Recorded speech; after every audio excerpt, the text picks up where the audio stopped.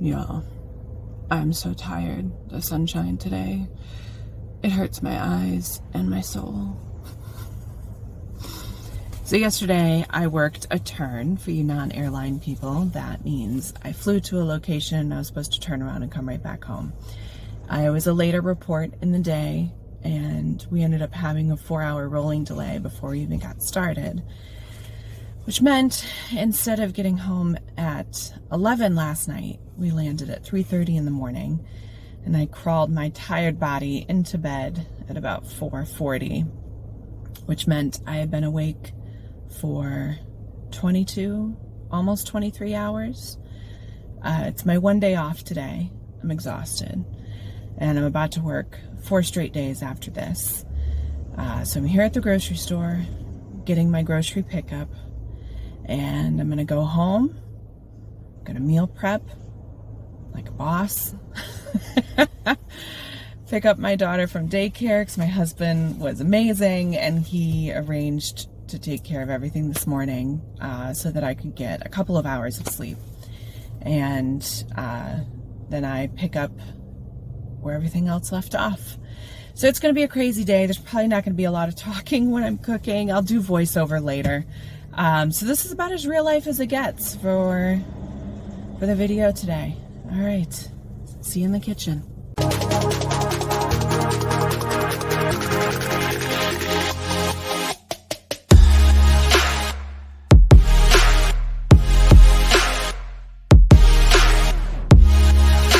So for today, I don't know if I'm insane or not, but we'll find out.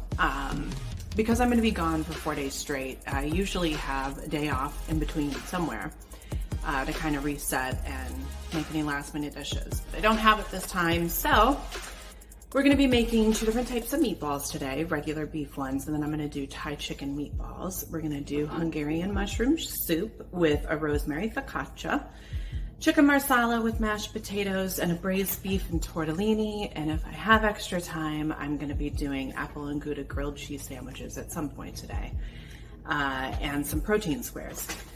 So first we have coffee.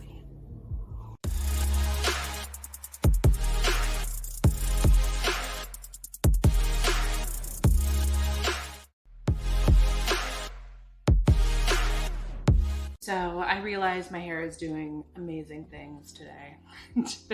Just ignore all of this. I was not about to do hair and makeup before cooking today. So we've chopped our beef into short rib like sizes. Then we're just gonna salt and pepper both sides, and then we're going to sear them in a braising pan. You want to be liberal with the salt and pepper. This is going to give more flavor than you realize. This isn't the time to be dainty with your seasoning.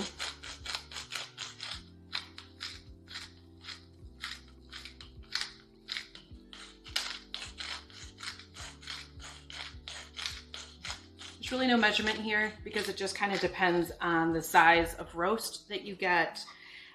You want, and I'll give you a close-up shot in a second, but you want both sides to be very well covered in the seasoning. And again, you can do this just on a regular cutting board or whatever. Just for me, I don't know, I like doing it in a baking dish. It keeps all the pieces in place. You don't have to worry about anything falling on the floor or little hands reaching up and grabbing raw meat. So if you wonder why I always prep my meat in a glass baking dish, that's why. I don't know, it just seems more sanitary to me. You don't have meat juices all over a cutting board.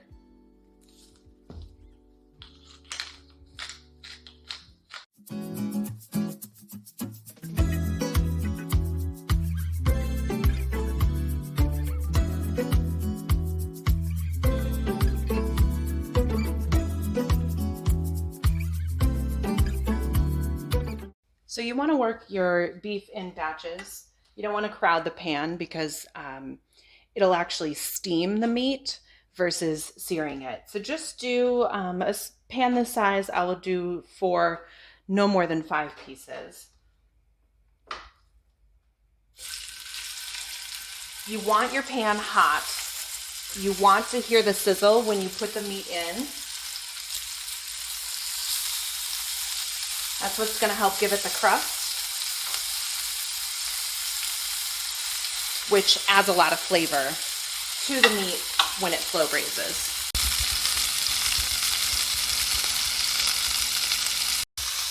So you know that your beef is ready when you can flip it and get it up from the pan easily. If it's still clinging to the surface, it means it's not ready to flip yet. So see how easy that comes up? That's what you're looking for. You're looking for that browning. You're looking for the beef to just let go of the pan easily. If it's still sticking and clinging, just give it a few more minutes. We're going to go ahead and sear these on all sides. Put it over here on this plate to rest while I finish up the other pieces. Now that we've seared our beef, we're going to go ahead, leave all of the grease and oil in the pan because that's what's going to cook our onions. So add the onions to your pan and saute for 3 minutes, and then we're going to add the basil and then the wine. Deglaze the pans. We're going to scrape up all this brown goodness that came from searing our beef, and then it's almost time to put it in the oven.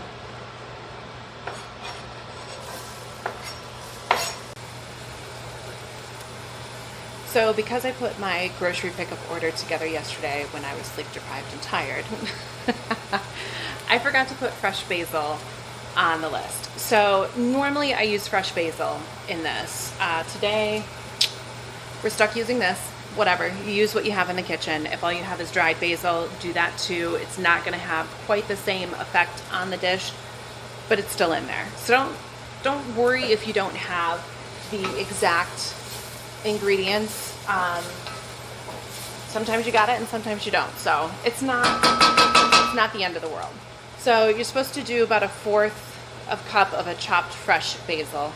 Since I'm using this today, we're going to do about 2 tablespoons. You only want to cook it a little bit, kind of to release the aroma. So if it was fresh, I would say about 1 minute.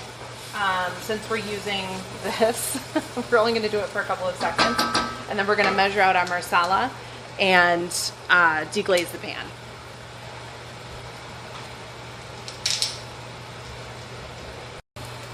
So I can't even tell you how many times I've heard in recipes to only use the real thing, only use good wine that you would actually drink, don't use cooking wine.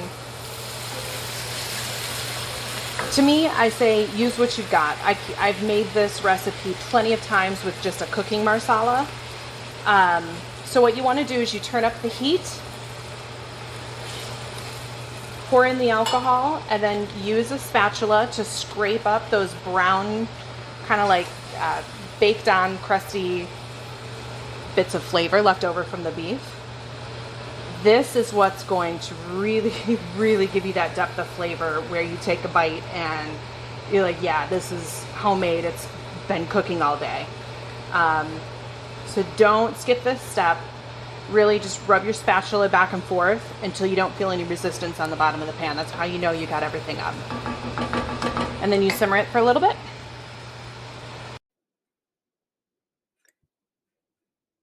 So just add the beef broth, the water, and your bay leaf, whether you're using a whole leaf or the powder, and then stir to mix. So really, that is it for now. We just add the beef back to the pan. Your liquid will not cover the beef. You will have parts of it that are still sticking up, and that's fine, because as it cooks for the next 2 hours, we'll check the water level. If it gets too low, you do want to add more beef stock or water to it. I've made that mistake before. We won't document that. But it's really sad when you open up the lid and there's no liquid left and you have a disgusting burnt on leftover sauce mess. And then we cook it at 375 for the next 2 hours. checking it occasionally. Probably you want to check it after the first 45 minutes, and then after that, maybe like every 20 to 30 minutes, just to make sure that your liquid level is fine.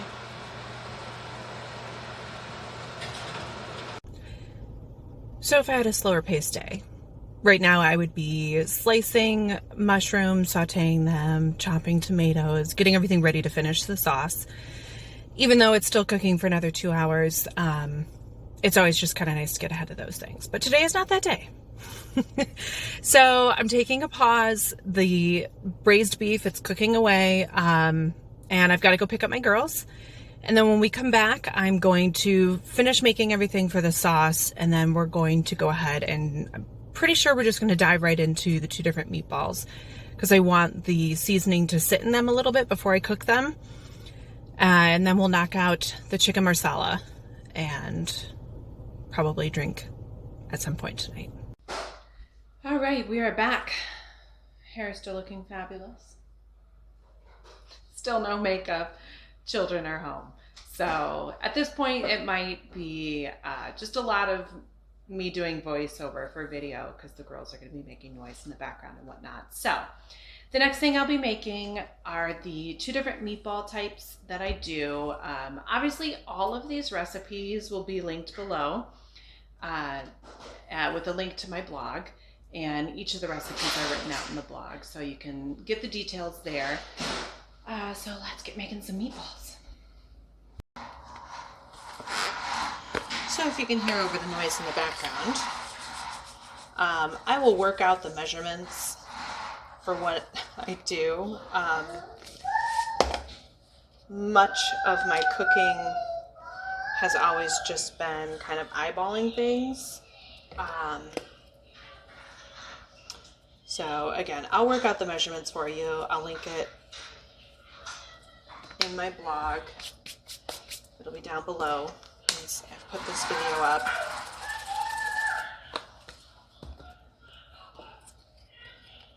Just adding a handful of ingredients, some oregano, some basil. Normally I do Parmesan cheese. I do not have any today, so we're just doing a 5-cheese Italian blend, an egg to bind everything, and then just mix that up. Obviously, if you didn't have to worry about clean hands, you would just use your hands and get in there and mix this all together. But since my girls are home now, I don't want to have to wash my hands before addressing any emergencies that may come up, as they do about every 5 minutes when I start meal prepping and the girls are home. So we're just going to mix this together. I'm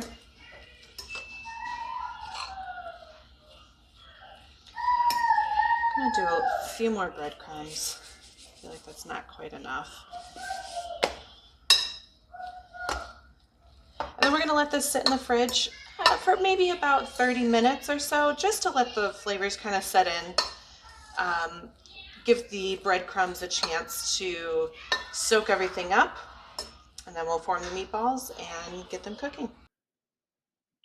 For the chicken meatballs, it's super easy. You just combine all of the ingredients, mix it into the ground chicken, stir it together, and then let it sit for at least a half an hour to allow the seasoning and the flavors to meld into the meat before scooping them into balls and frying them in the pan.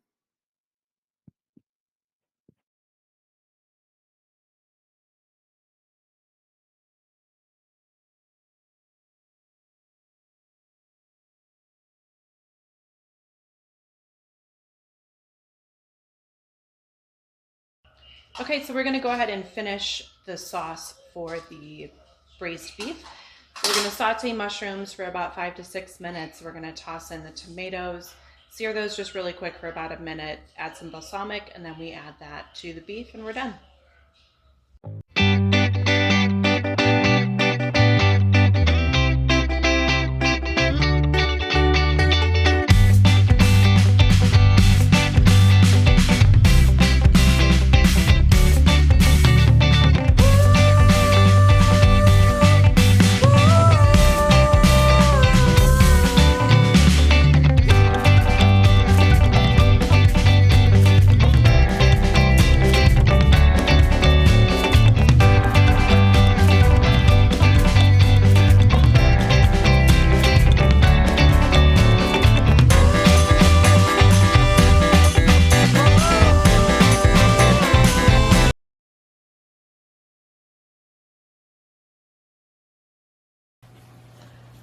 Isa, that looks delicious. What is it? I tell you about it. This is bacon, that's eggy, and this is peas. You made me bacon, eggs, and peas? Yeah. This looks delicious. Thank you. You're welcome. When you're cooking a day like today, remember to take breaks. Don't plow through. This is a marathon, not a sprint. So do a couple hard dishes, go rest your back, lay on the floor, scroll through your social media, take a little TV break. Keep it to about 10 or 15 minutes, because if you rest longer than that, you're liable to just order takeout for the rest of the week. So I took myself a little bit of a break, and now we're going to get on to the meatballs. It's really straightforward. We already mixed the meat earlier. It's been sitting for about 45 minutes or so. We're going to sear them, and then that's it. We're going to pack them up, put them in the fridge, and then move on to the chicken marsala.